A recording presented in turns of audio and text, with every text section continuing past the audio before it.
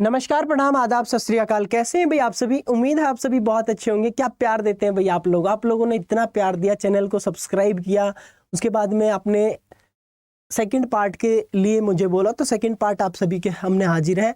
Again requesting you, जिसने भी subscribe नहीं किया है, सब्सक्राइब दिस चैनल, क्योंकि 48% आप लोग ऐसे हैं जो सब्सक्राइब नहीं करके जाते हैं इस चैनल को।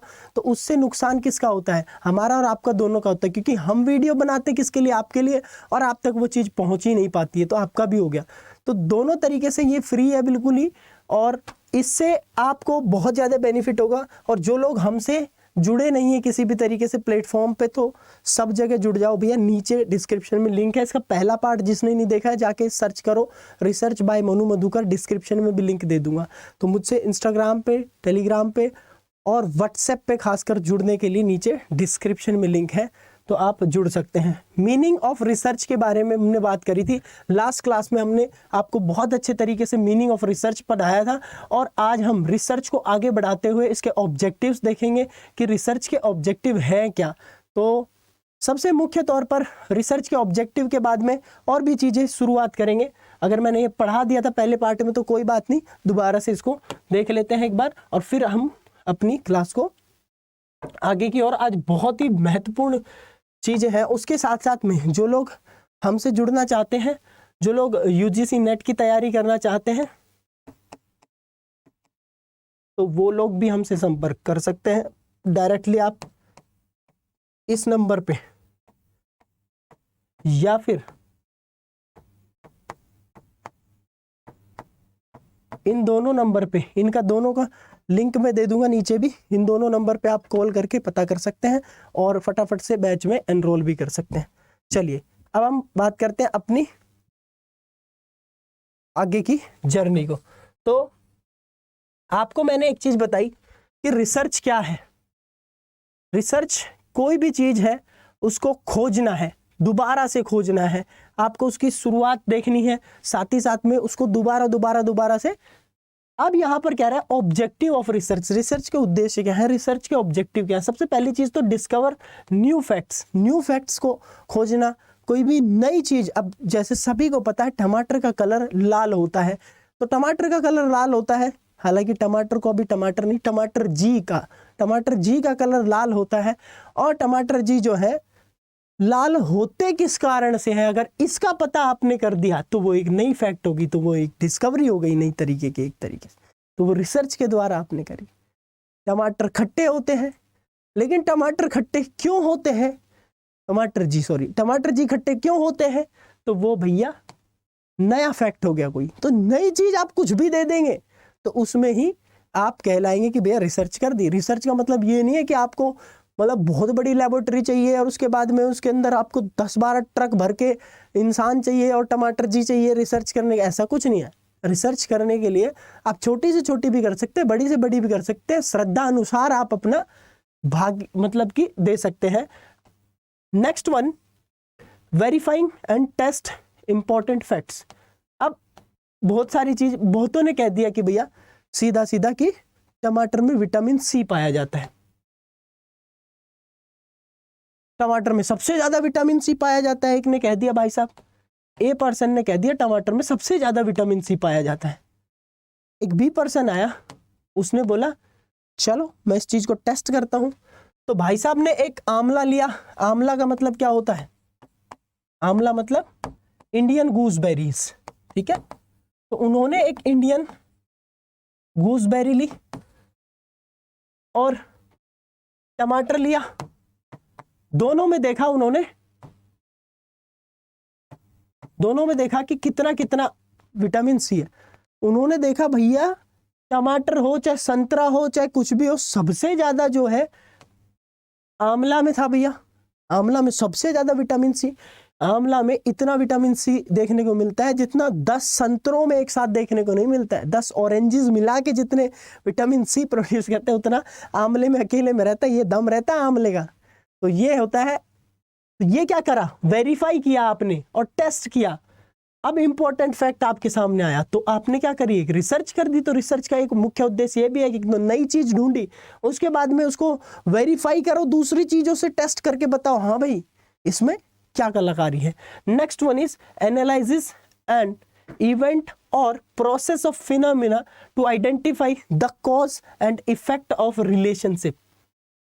क्या समझे कि आप सभी को एनालाइज भी करना है चीजों को कि जो घटना हो रही है।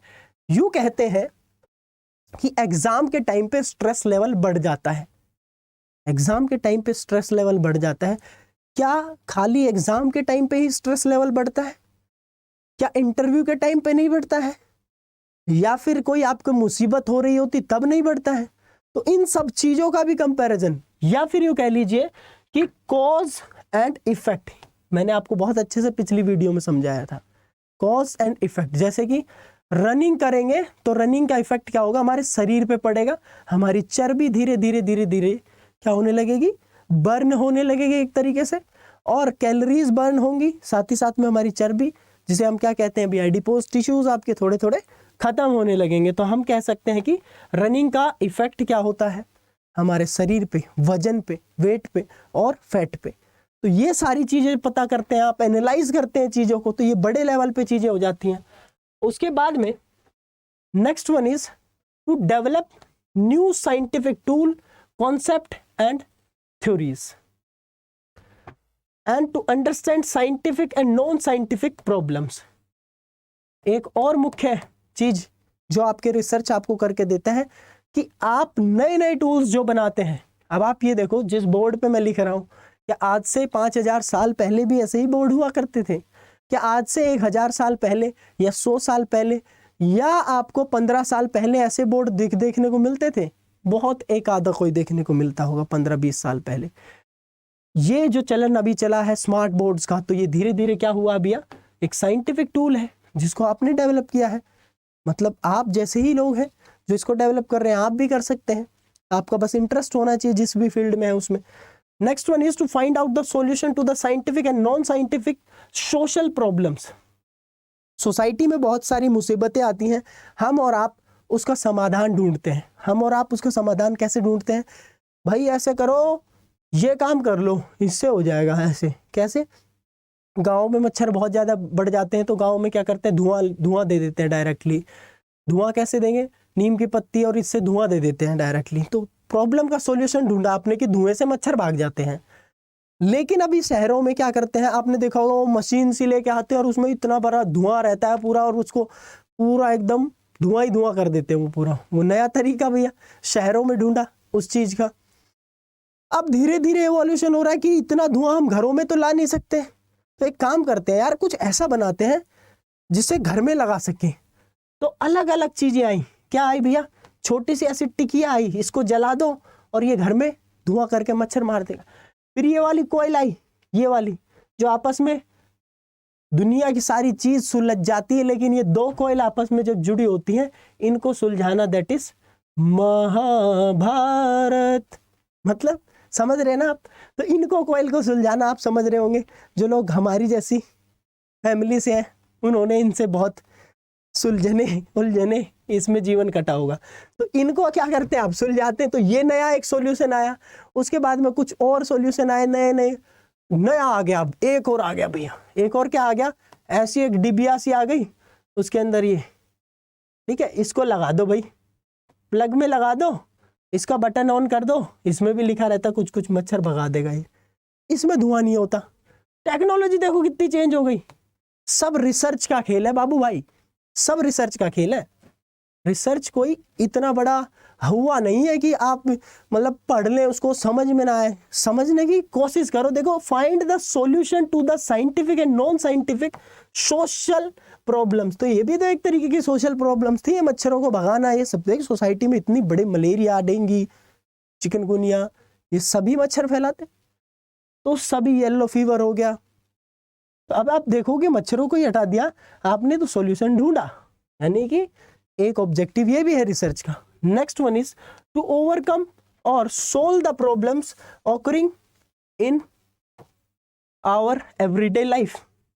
रोजमर्रा की जिंदगी में जो भी आपको प्रॉब्लम्स फेस होती हैं, जैसे कि पहले के टाइम पे देखोगे तो आपने शायद यूज किया हो या ना किया हो, जूते पहनने के लिए भी एक इतना बड़ा स्केल आता है कि उससे जूते खराब नहीं होते हैं। नहीं भाई, एकदम भयंकर। आजकल जूते रखने के लिए कि कैसे जूते कहाँ रख के पहनेंगे आप, तो उसके लिए भी छोटी सी टेबल आती है, अलग ही लेवल है। पहले 5 मंजिल चढ़ना पड़ता था, आजकल 5 मंजिल की जरूरत नहीं है, एक बटन दबाया तो झट से पहुंच जाएंगे, लिफ्ट आ गई। ये भी एक तरीके से क्या है, आपका जो आपने सॉल्व की है प्रॉब्लम्स को, वो है। उसके बाद में ये भी एक रिसर्च का ही पार्ट है कि जो घर बैठे आपकी, घर बैठे आपने देखा होगा ये ऐड, शायद आपके फोन में रिसर्च की वीडियो देखते देखते आ जाए, डैड क्रेयॉन्स, तो वो तो कह रहा है ऑन द वे। मतलब क्या है, ये जितनी स्विगी, जोमेटो और ये बाकी की सारी चीजें, ये भी एक तरीके से रिसर्च का ही पार्ट है। इन्होंने रिसर्च की कि लोगों की प्रॉब्लम को जल्दी से जल्दी सॉल्व कैसे किया जाए। तो ये सारी चीजें भी आप ओवरकम कर रहे हैं चीजों को, तो ये भी एक पार्ट है रिसर्च का। क्या समझ में आ रही है चीजें? तो जिसको समझ में आ रही है कमेंट भी करके बाद में हमारा मनोबल बढ़ा सकते हैं आप लोग। अब हम बात करते हैं नेचर, यानी कि रिसर्च की प्रकृति और उसके कैरेक्टरिस्टिक्स को जानते हैं भैया। तो 5 तरीके से आपको चीजें देखने को मिलती हैं कि नेचर, रिसर्च का जो नेचर रहेगा वो कैसे कैसे रहता है। रिसर्च एक कंट्रोल्ड वे में रहती है, रिसर्च कंट्रोल्ड वे में रहती है, यानी कि ऐसा नहीं है कि कुछ भी कैसे भी रिसर्च हो जाए। आप यहाँ बैठे, आपने कहा कि भैया मैं इस चीज पर रिसर्च करना चाह रहा हूँ, आप उस चीज को कंट्रोल ही नहीं कर रहे, ना उस पर देख रहे ना कुछ, तो ऐसे कोई रिसर्च नहीं है।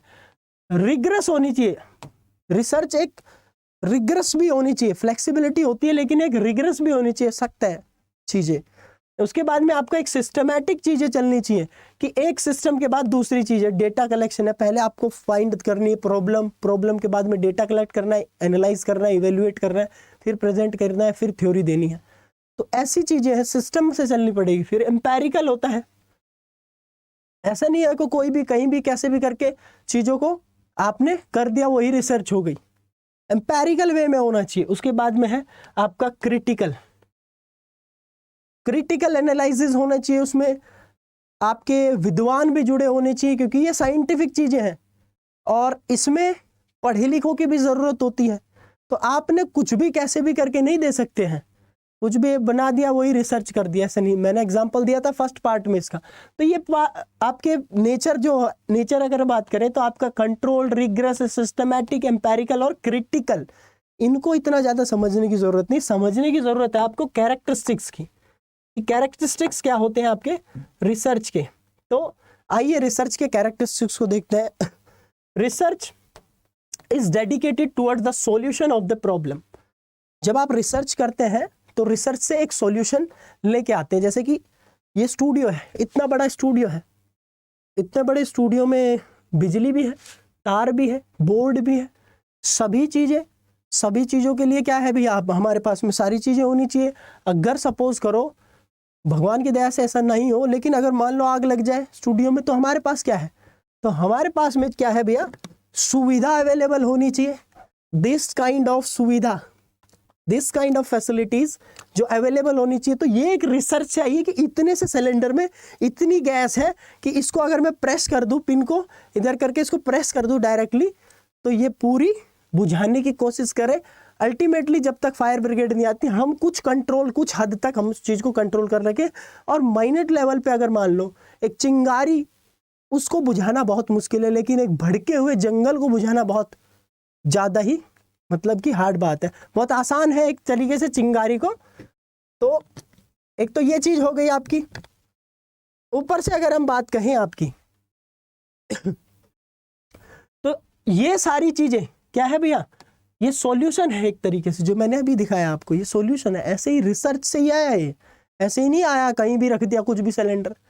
इस सिलेंडर में जो घर वाली गैस अगर वो भर दी, तो एलपीजी भर दी, तो क्या होगा, उसको छिड़क देंगे जब आग लगेगी। तो ये बेवकूफ़ी होगी नहीं होगी। तो रिसर्च के माध्यम से हमें पता लगता है कि कौन सी गैस किस चीज़ के लिए बनी है।